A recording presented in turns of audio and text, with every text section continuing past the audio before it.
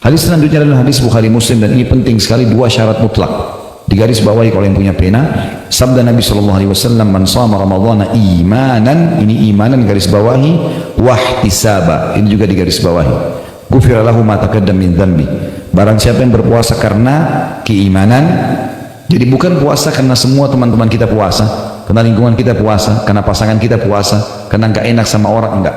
Orang seluruh dunia tidak puasa pun kita tetap puasa sendiri. Keimanan antara kita dengan Sang Pencipta Allah. Yang kedua, dan semata mengharap pahalanya, ihtisab, mengejar pahala-pahala itu. Niscaya diampuni dosanya yang telah lalu, dibersihkan semua. Kata penulis, tentu saja pahala yang besar ini tidak diberikan kepada orang yang menahan diri dari makan dan minum saja, namun diperuntukkan bagi orang yang benar-benar mengaplikasikan nilai-nilai puasa. Kalau dia cuma tahan lapar, tahan haus, tapi dosa setiap hari dikerjakan, maka juga puasanya tidak diterima. Contoh misalnya orang tetap puasa tapi tetap dusta. Hadis Nabi SAW riwayat Bukhari berbunyi, man lam yadha' qawla az-zuri wal 'amala bihi falaysa lillahi hajatan fi an yadha'a ta'amahu wa syarabah. Barang siapa tidak menahan diri dari ucapan dusta dan perbuatan dusta, maka sedikit pun Allah tidak sudi menerima puasanya meskipun ia menahan diri dari makan dan minum. Juga dalam riwayat Rasulullah SAW bersabda, riwayat yang lain, hadis riwayat Imam Bukhari Muslim, as-sawmu junnah fa idza kana yawma sawmi ahadikum fala yarfuth wala yafsuq wala yajhal. Tolong tiga kalimat ini di garis bawahi ya. Fala yarfuth, kata-kata yarfuth, wala yafsuq, ini juga di garis bawahi, wala yajhal. Tiga ini nanti saya terjemahkan. Fa in sabbahu ahadun falyakul inni imru'un sha'im. Ibadah puasa laksana perisai. Di dalam riwayat yang dikatakan seperti perisai seseorang di antara kalian menangkis serangan musuh. Maksudnya perisai dari api neraka. Kalau ada orang yang mau jadikan puasanya sebagai perisai dari api neraka, dia nggak masuk neraka karena puasa, maka jika dia puasa, janganlah dia berbuat yang senonoh, yang tidak senonoh. Ya.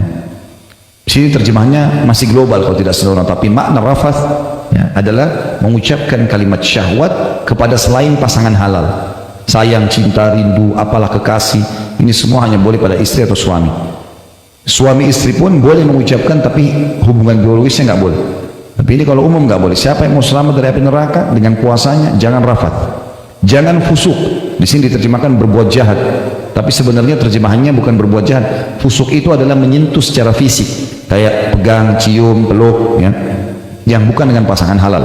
Kemudian yajhal, di sini ditulis berbuat jahil, sebenarnya maknanya adalah buat sia-sia. Ya, seperti banyak orang yang saya pernah kasih contoh, Ramadan habis waktunya semua di mall. Mall baru buka jam 10 pagi, dia nomor 1 antri. Ya. Kemudian muter-muter sampai buka puasa. Ya. Enggak juga belanja, enggak juga buat apa-apa. Kenapa? Tunggu buka puasa. Kenapa ini sia-sia? Ya. Ada orang yang puasanya diisi hanya dengan tidur. Puasa cuma 1 jam.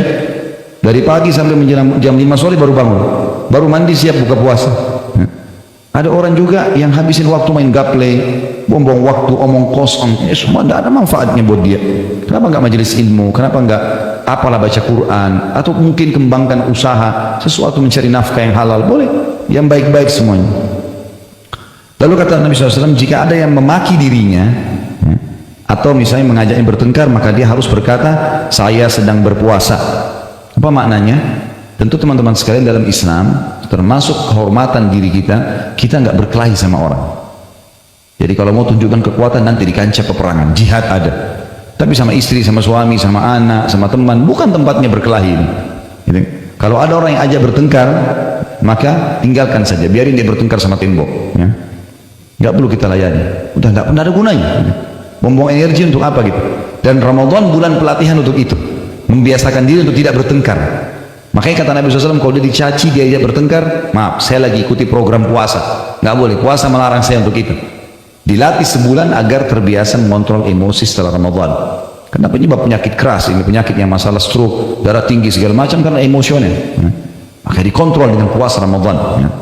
Itu maksudnya di sini. Kata beliau, penulis, wahai hamba Allah, jika anda telah berpuasa maka puasakanlah juga pendengaran, penglihatan, lisan dan seluruh anggota badan anda. Jangan samakan antara hari berpuasa anda dengan hari-hari lainnya. Ada juga orang dari pagi sampai malam nonton terus film, gonta-ganti dari film ini ke film itu. Kenapa ini? Gitu. Dari dosa ke dosa, kan sia-sia. Melihat auratnya orang, mendengarkan cerita bohong, dengarin musik, apalah segala macam. Jadi dosa lagi.